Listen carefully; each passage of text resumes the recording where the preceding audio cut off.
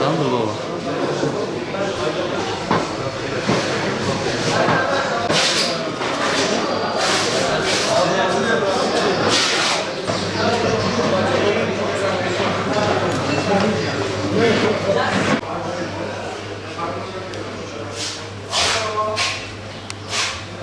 ...15-20 senedir bu işletme yapıyorum. Tabii babada gelen bir meslek.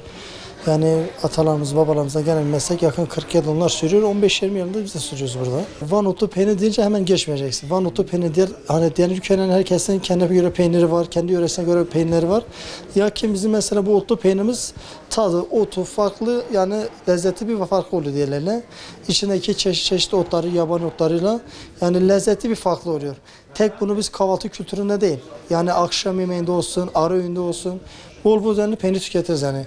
Çünkü onun lezzeti, sırrı da gelen otlardandır. 20 yıl evvel önce de yani şu sistemi bugüne kadar taşıdık. Kargo mesela kapıya kadar teslim yapıyoruz. Türkiye'nin her göre anlaşmalı kargolarımız var. Sağlıklı bir şekilde vakumunu, paketini yapıyor. Kolileyip bu şekilde kapılarına kadar teslim edebiliyoruz. Irak, İran tarafına biraz daha kolay oluyor ama diğer Avrupa ülkeleri biraz daha sıkıntı olabiliyor.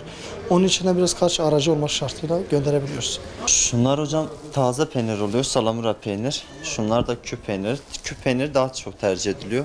Yıllanıyor bir 8-9 ay boyunca. Tad olarak daha bir lezzetli oluyor. Şu an peynirin kilosu 85, 90, 100, 130 arası değişiyor.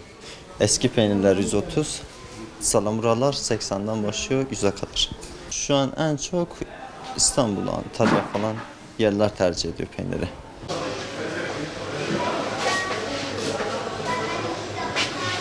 Şey yapmak,